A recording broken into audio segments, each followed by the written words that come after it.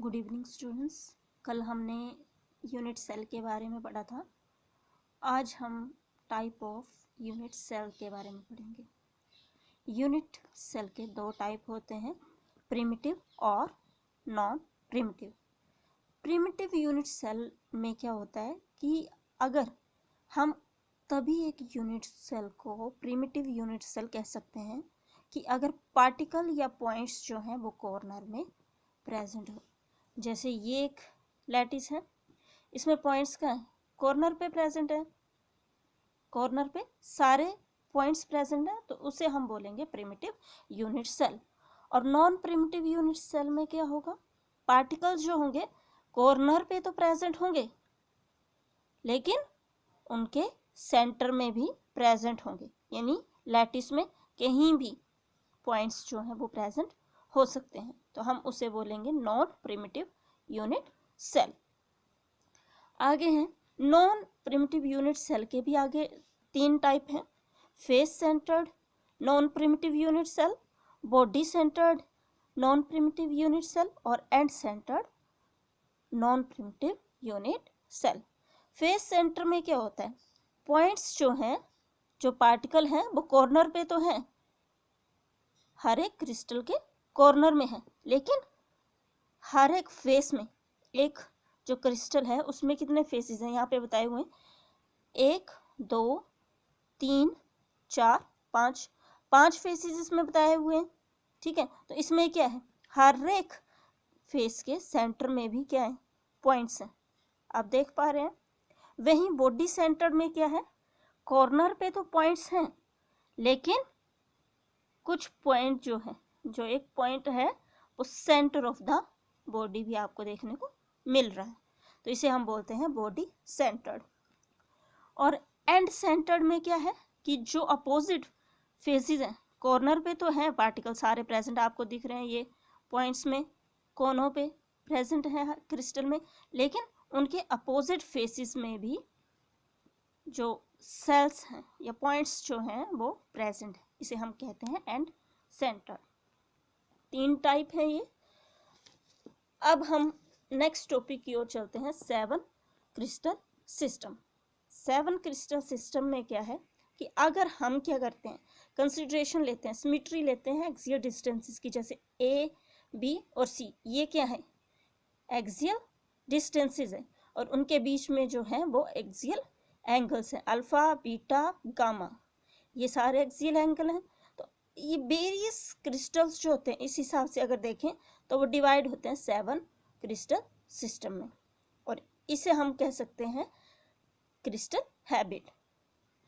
तो इसमें 7 crystal system कौन से होंगे, हम कुछ एग्जांपल्स देख सकते हैं। जैसे फर्स्ट क्या है, जो क्रिस्टल सिस्टम है वो क्यूबिक है, सेकंड टेट्रागोनल है, ऑर्थोरोम्बिक है, मोनोक्लिनिक है, हेक्सागोनल है, रोम्बोहेड्रल है, और उसके बाद आता है 7th जो है वो ट्राई क्लिनिक आता है। अगर इसमें क्यूबिक में जो एक्सियल डिस्टेंस है, यानी ये वाला axial distance A B C सारे इक्वल रहते हैं, एक्सियल एंगल्स भी सारे क्या होते हैं, अल्फा इक्वल टू बीटा होता है, बीटा इक्वल टू गामा होता है, और गामा इक्वल टू 90 डिग्री होता है, यानी सारे एक्सियल एंगल्स इसमें कैसे होंगे, वो 90 डिग्री के बराबर होंगे। एक आपने क्यूब के बारे में तो आप सभी जानते हैं, देखा है आपने, तो उसमें सारे एंगल कैसे होते हैं, 90 डिग्री के होते हैं। जैसे क्यूब के बारे में आप जानते हैं, जैसे ये है क्यूब कोई, ये तो इसमें क्या है, सारे एंगल क्या है, वो 90 डिग्री है, ये सारे एंगल क्या है, 90 डिग्री है, तो इसमें सारे एंगल जो हैं वो बराबर रहते हैं। इसमें एग्जांपल आप ले सकते हैं सोडियम क्लोराइड का, पोटाशियम क्लोराइड का, जिंक ब्लेंड का, कॉपर का और आर्गन का। सेकंड क्रिस्टल सिस्टम आता है टेट्रागोनल।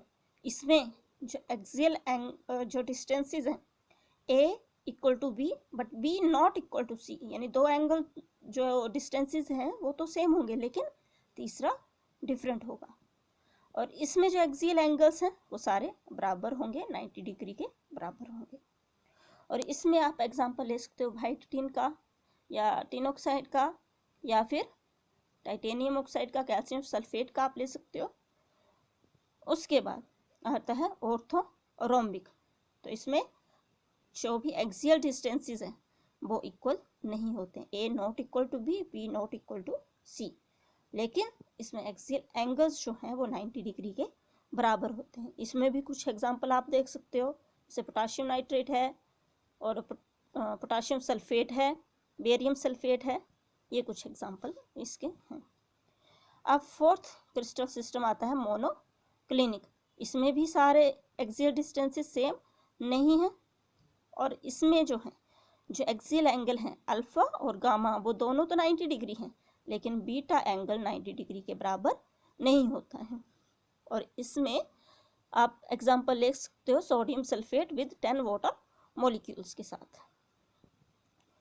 उसके बाद हेक्सागोनल, तो इसमें क्या आता है, हेक्सागोनल में जो एक्सियल डिस्टेंस है A equal to B but B not equal to C, और इसमें अल्फा और बीटा एंगल्स जो हैं वो 90 के बराबर होंगे, लेकिन गामा जो होगा वो 120 डिग्री होगा। इसमें एग्जांपल है आपका जिंक ऑक्साइड और ग्रेफाइट का। अब नेक्स्ट आता है रोम्बोहेड्रल में। रोम्बोहेड्रल में भी एक्सियल डिस्टेंसेस सारे सेम होंगे, लेकिन अल्फा इक्वल टू बीटा होगा, लेकिन बीटा इक्वल टू गामा होगा, पर gamma not equal to 90 degree. इसमें एग्जांपल आ सकता है कैल्साइट का, CaSO4, क्वार्ट्ज का और सिनेबार का। अब उसके बाद नेक्स्ट क्रिस्टल सिस्टम आता है ट्राइक्लिनिक का। तो इसमें जो एक्सियल डिस्टेंस है वो इक्वल नहीं होगा, A not equal to B not equal to C, और इसमें सारे एंगल्स जो हैं वो भी इक्वल नहीं होंगे, 90 डिग्री के बराबर नहीं होंगे।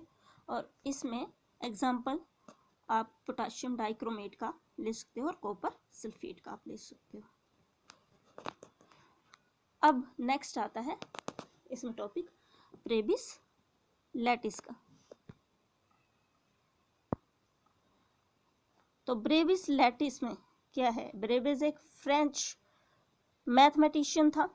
उसने 1848 में इस्टाब्लिश किए थे 14 डिफरेंट टाइप ऑफ लैटिस, जिसे हम ब्रेविस लैटिस कहते हैं। तो ये आपका MCQs टाइप में भी आ जाता है कि कितने जो ब्रेविस लैटिस में कितने जो लैटिस हैं वो इंक्लूड हैं, वो होते हैं 14 according to the arrangement of points in different unit cell involves. तो इसमें हर एक का आपको ये याद रखना पड़ेगा क्रिस्टल सिस्टम के हिसाब से, उसमें कितने लैटिस होंगे। क्यूबिक में 3 होंगे, simple, face, body centred. Tetragonal में सिंपल, बॉडी सेंटर्ड होंगे। ऑर्थोरोम्बिक में simple, face centred, body centred, and centred, ये लैटिस होंगे। और मोनोक्लिनिक में सिंपल और एंड सेंटर्ड होगा। रोम्बोहेड्रल में सिंपल होगा, ट्राइक्लिनिक में सिंपल होगा, हेक्सागोनल में भी सिंपल होगा। जैसे कि आपने यहाँ पे तीनों फेसिस का देखा, ये face centred, body centred, and centred. तो इसमें भी क्यूबिक जो भी शेप्स हैं, 7 क्रिस्टल सिस्टम है, इस हिसाब से वहाँ पे शेप्स बनेंगी। और ये एग्जामिनेशन पॉइंट ऑफ व्यू से भी इम्पोर्टेंट क्वेश्चन है। आगे हम कैलकुलेशन करेंगे कि ये पॉइंट्स को कैलकुलेट कैसे कर सकते हैं, वो हम करेंगे नेक्स्ट क्लास में। Thank you.